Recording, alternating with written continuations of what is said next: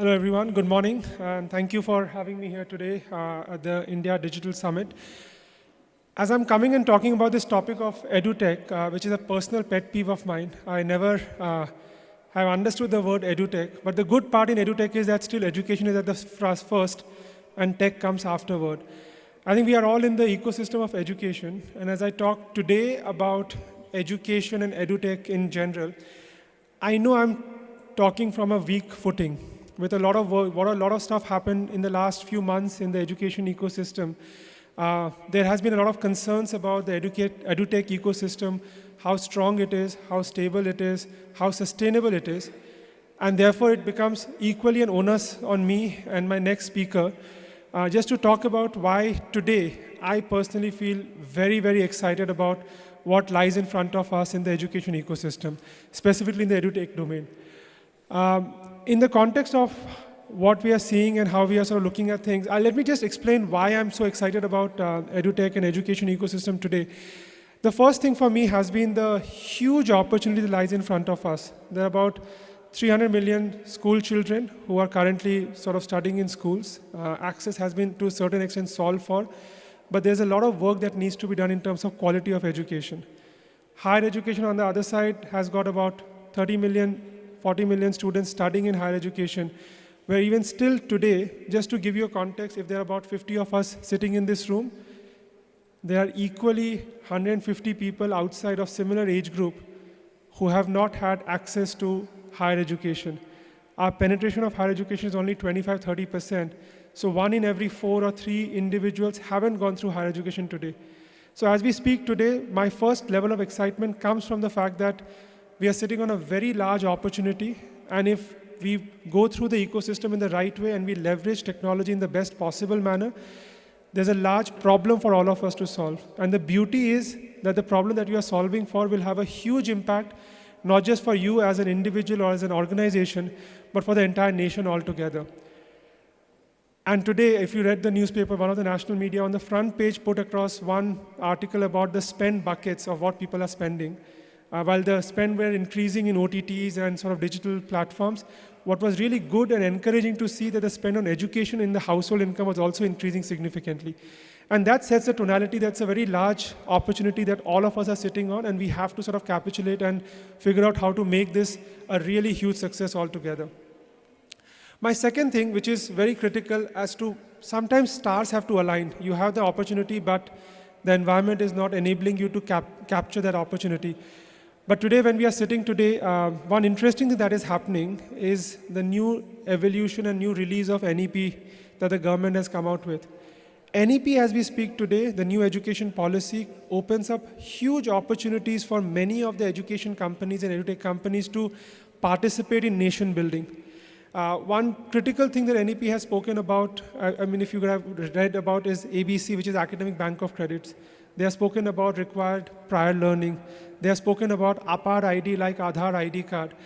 If all of these things come together, I personally call it the UPI moment in education. When all of this is available, every person who's studying in the ecosystem today has that information established and embedded either in the upar card or in the ABC or in RPL ecosystem, where we can actually figure out what that individual has gone through in the learning.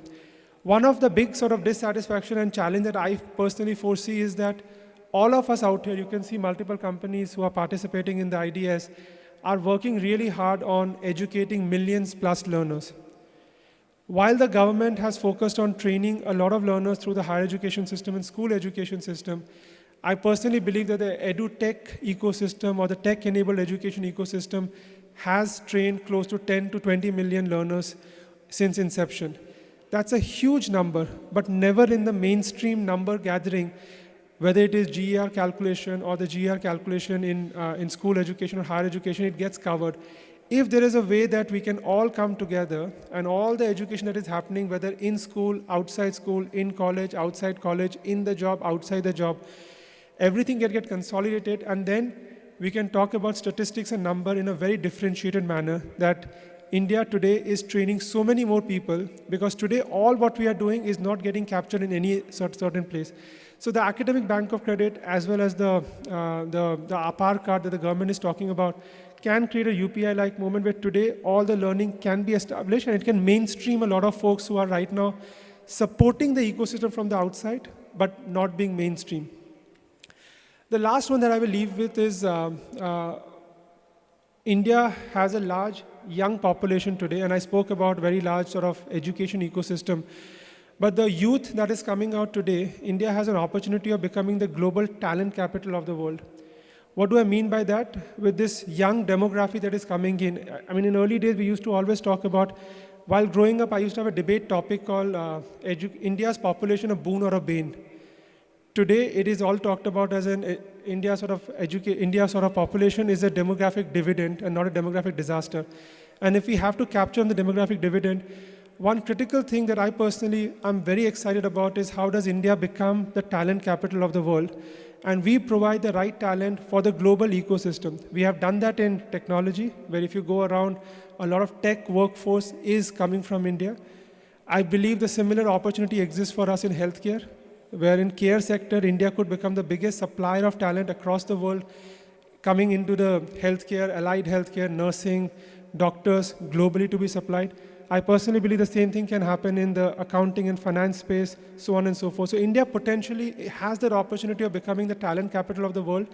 We call ourselves a Vishwaguru, but we can actually become the talent supplier for the global ecosystem. And if that happens, and I know sometimes people talk about talent supplying being a boon or a bane, and there is a sort of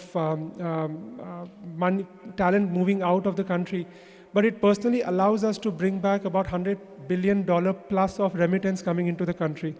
India's oil import is about $125, $130 billion, and that just the sheer impact of the remittance coming in can have a huge, huge impact in the larger ecosystem from the fact that India can provide large-scale talent force from India across the world. While all these things are very, very sort of strong and positive for the ecosystem, and before I request my next sort of speaker to come on board, I just want to leave you with one thought that we are in the digital summit today, and there are many innovations happening on the digital ecosystem. You can today order food, and the food will come to your doorstep. If you want to order a cab, the cab will come to your doorstep. And similarly, technology is disrupting the education space. But one thing that we need to take it very, very carefully is that education is a very, very serious ecosystem. All of us can order a glass of, or whatever, a plate of khichdi, but you end up getting dosa in the food order app. You will crib about it, but you will forget about it. You ordered a cab in the morning, which was supposed to come in 3 minutes, but came in 10 minutes time. You will crib about it, you will forget about it. Unfortunately, in education, if you do something wrong, people will crib about it and they will never forget about it. Education has such a deep-rooted sense that if there is any error that happens on any of the provider's side, the impact is lifelong. The impact is there for a very, very long period of time. And therefore, whatever that we do as an education ecosystem, we have to take it with a sense of responsibility that anything that we do, if it has a negative impact, it stays with the learner for the rest of their life. And therefore, all effort from our side has to be in the way that we provide the right outcome to the learners in the right possible manner. While that's a negative side of it, the positive side is if everything goes well, the person or the learner also remembers you for the rest of the life. And that's the beauty of education, that you leave an impact for the individual, good or bad, for the rest of their lives. And that's the reason why, guys, I feel personally very excited about education sector, and I feel very excited about the technology impacting the education sector. And I feel very excited about the fact that all of us in the ecosystem are working really hard to bring in a sense of focus on outcomes and focus on seriousness in the education sector itself. So on that note, thank you very much. I look forward to interacting with you after the discussion itself. Post me, I'll have my next fellow colleague, industry colleague, Prateek from Physics Wallah coming in. Thank you, IMAI, and thank you, Mayank, for a wonderful keynote speech. So I would like to start this talk with the importance of education. I started back in 2017 a company named Pen Pencil, with the vision to digitalize all the education ecosystem of India, But when I go back, and when I look back and see what were the inflection points in my life, the biggest inflection point in my life was when my father sent me to Kota for preparation of IIT JEE. I was a Hindi medium student, studied in a government school, and got to a chance to go to Kota. And there I met with the amazing teachers, one of the best teachers of India. And that changed my life forever. The preparation of IIT JEE, then I went to one of the prestigious IITs. But what I am today is because of that inflection. That is the impact of education on an individual's life. I often say, all the edtech startups are not just creating value for themselves or their team, but they are doing a nation building as well. A lot of company out there, are creating a lot of impact. For example, in Physics Wallah, we have 4 crore free users, studying day in and day out, and we made education affordable. And a lot of companies, I did a entrepreneurship course from upGrad when I started my entrepreneurship journey. And that makes us very special. We are sitting on a 25 crore youth school going kids. And we know that, traditional mode of education have not been efficient. That's why edtech are creating a lot of value in current ecosystem. And, education and the edtech space have a multiple shades. When we talk about edtech, it's a very broad spectrum. K-12 is very different, school education is very different, test prep is very different, higher education is very different, upskilling vertical is very different. But collectively, a lot of startups are creating a lot of contribution in terms of upskilling, reskilling, school education, and a collective voice is India EdTech Consortium, founded by Mayank, and together we are creating a great voice for the entire sector, we have amazing participation, and that's the need of India EdTech Consortium. I have recently taken a chair position there, and we have been successfully doing a lot of work. First of all, I would like to make it clear, the vision of IEC is not just solving the grievance of the existing startups. We have much more larger vision. At IEC, we want to bridge the gap between startups, edtech startups, and government.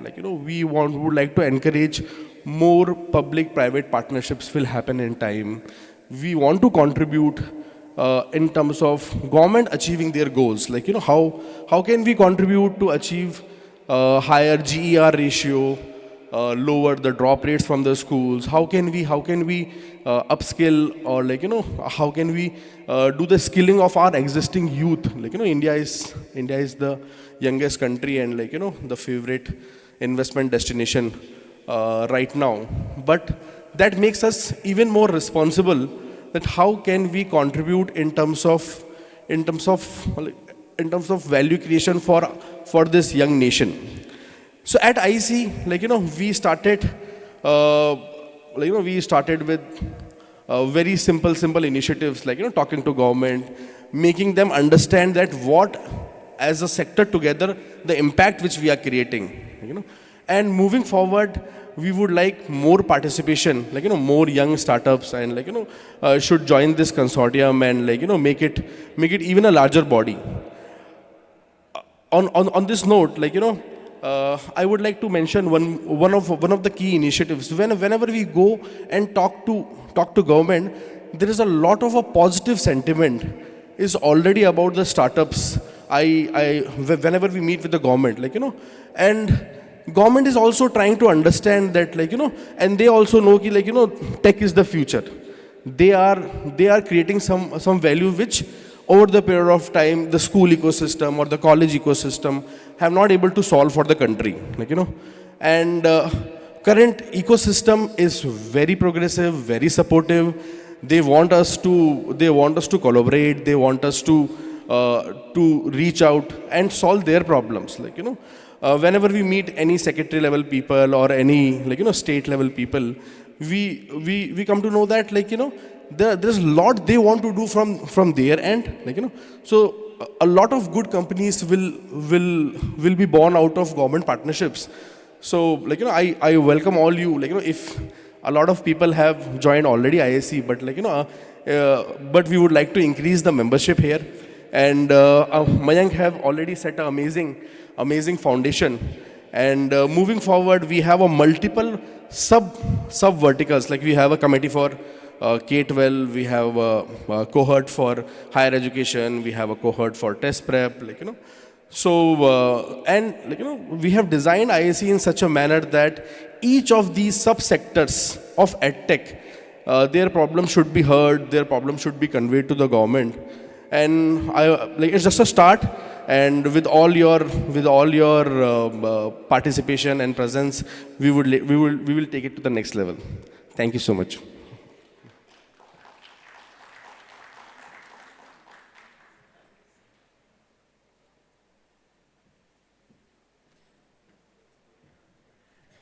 So I think when you have such immense visionaries on stage, of course, Mayank being the co-founder and managing director of upGrad, and Prateek being the co-founder of Physics Wallah, and of course, them pioneering and taking forward the India EdTech Consortium.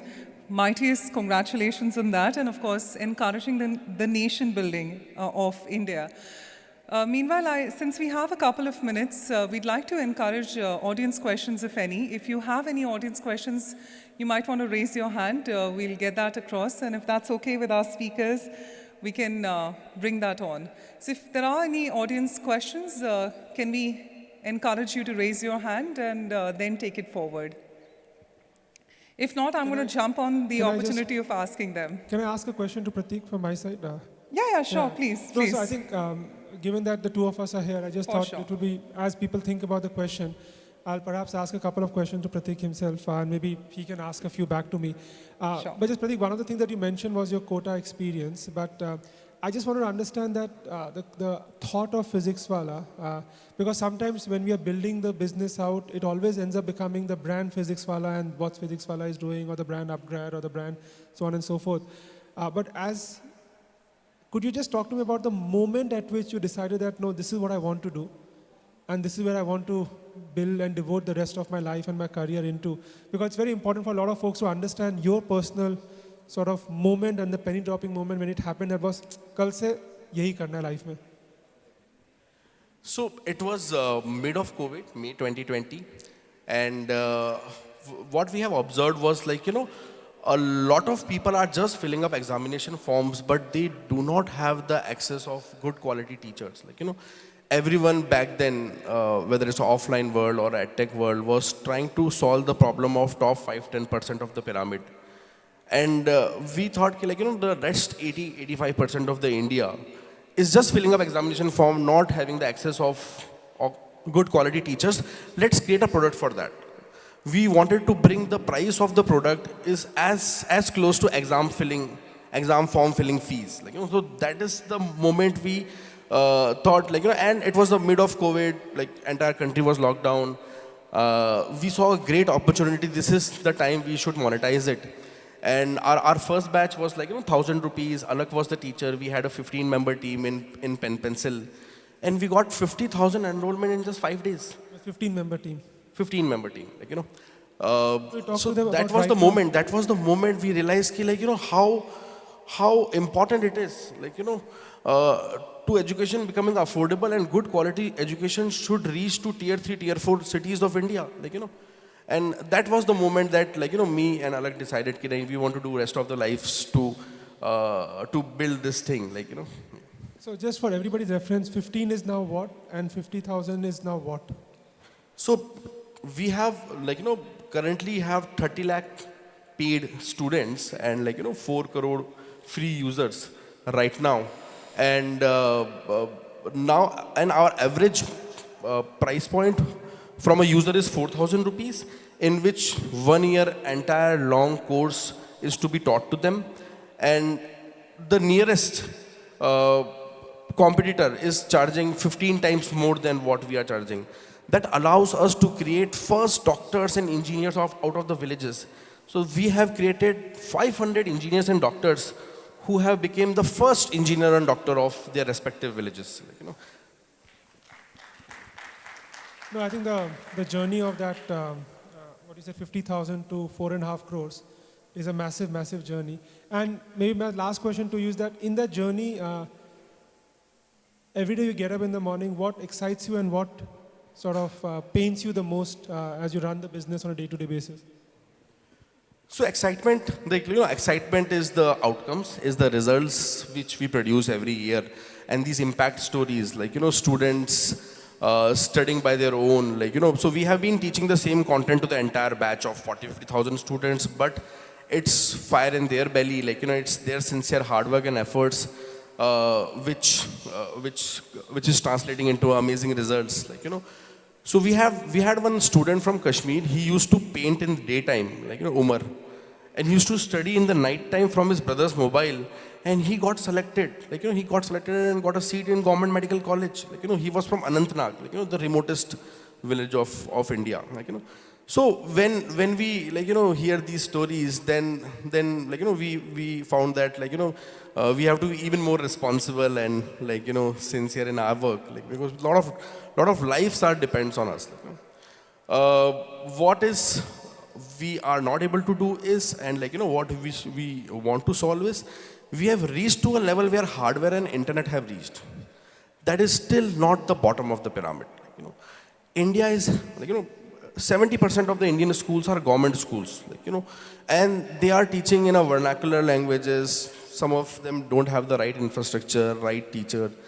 So, we want to solve for the bottom of the pyramid, and and it's a very tough problem to solve, So let's see how this shapes up. Maybe just as people, if there's any question, please I, raise your I would like to ask, one or two questions to you. So, see, India becoming a, young country, how upGrad is planning to do college upskilling, the recent workforce upskilling, and with a lot of technology development, because it's a ever-changing world, and the current workforce skills are sometimes not relevant. And how do you tackle with that, and how do you design courses on those basis? Yeah. I think for us at upGrad, I think the focus has been on lifelong learning. So after you graduate from your school, in colleges, how you sort of go through the journey. There are a couple of trends that we saw. I think one that we saw very clearly was in this generation, skills are changing very, very rapidly, as you rightly said.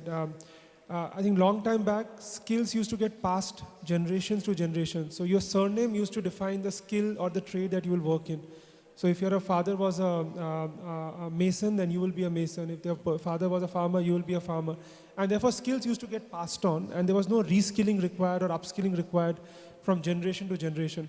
I think a couple of generations back, you started seeing a shift in the previous generation to the next generation. So a lot of, at least in my sort of ecosystem, my family, etc., my parents or my grandparents are first generation college graduates. So they, for the first time, they got into a college, they moved and they shifted their skills from, or trade from what the parents were doing to what the kid was doing.